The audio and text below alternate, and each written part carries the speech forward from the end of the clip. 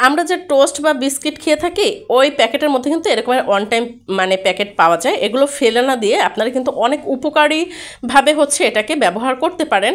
দেখা যায় কি আমরা এই যে এখন শীতের সিজন শেষ হয়ে যাচ্ছে, বাচ্চাদের টিফিনের জন্য কিন্তু চাউমিন বা ফ্রাইড রাইসের জন্য সবজি সংরক্ষণ করে রাখি। তো যে কোনো একটা বক্সে যদি আমরা রাখি তাহলে কিন্তু তোলার সময় অনেক ঝামেলা হয়ে যায়।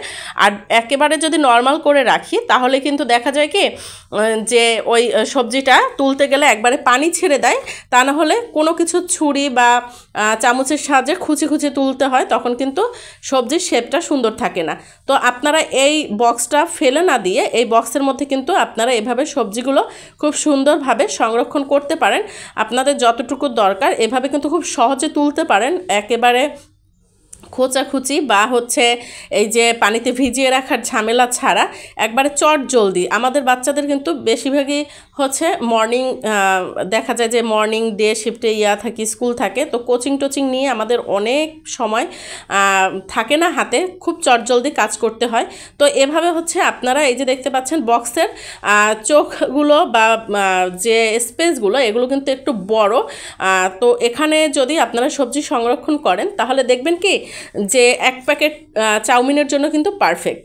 তো এই যে ফ্রিজে রেখেছিলাম, ফ্রিজে রাখার পরে খুব সহজে কিন্তু এভাবে নিচ থেকে চাপ দিলে তুলে নেওয়া যায়। কোনো রকমের খোঁচাখুচি বা ভিজিয়ে সবজিটা কিন্তু তোলার দরকার হবে না, খুব সহজে তুলে নিতে পারবেন।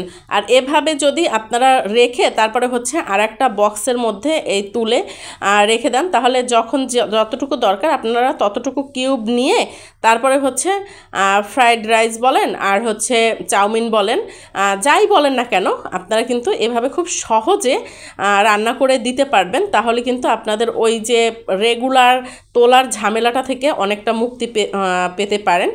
যদি আমার ভিডিওটি ভালো লাগে প্লিজ শেয়ার করে দিবেন, আর হচ্ছে আপনারা সুন্দর একটা কমেন্টস করবেন, আর পেজটি ফলো দিয়ে সাথে থাকবেন। আর এই যে দেখতে পাচ্ছেন নিচ থেকে চাপ দিয়ে দিয়ে কিন্তু তোলা যাচ্ছে। এখন কিন্তু আপনাদের বারবার খোঁচাখুচি করার দরকার হবে না, এভাবে করে আপনারা বক্স বা পলিথিনে করে রাখতে পারবেন। আপনারা 2টা 3টা বা একটা কিউব যতটুকু দরকার ততটুকু ব্যবহার করতে পারবেন। আশা করি আপনাদের কাছে আমার ভিডিওটি ভালো লেগেছে। ভালো লাগলে সুন্দর একটা কমেন্টস করে দিবেন। আর আপনারা এই যে দেখতে পাচ্ছেন আমি কিন্তু এই যে কিউবগুলো উঠে বক্সে নিয়ে নিচ্ছি, আপনারা পলিথিনে সংরক্ষণ করতে পারবেন। তো আশা করি আপনাদের কাছে ভিডিওটি ভালো লেগেছে। আপনারা এই বক্সগুলো ফেলে না দিয়ে কিন্তু আপনারা আসলেই এভাবে সবজি সংরক্ষণ হোক, আপনারা চিকেন, আমরা হচ্ছে দেখা যায় বাচ্চাদের টিফিনের জন্য চিকেনও ছোট ছোট কিউব করে রেখে দেই, তো সেগুলোও কিন্তু আপনারা এভাবে করে কিউব করে বক্স করে রাখতে পারেন ফ্রোজেন করে। তাতে হচ্ছে কি অনেকটা সহজ হয়ে যাবে, প্রতিদিন ভিজানো এই সেই ঝামেলা একবারে ধুয়ে পানি ঝরিয়ে আপনারা এভাবে রেখে দিলে রান্নার সময় 2টা 3টা কিউব দিয়ে দিলেই কিন্তু হয়ে গেল। আল্লাহ হাফেজ।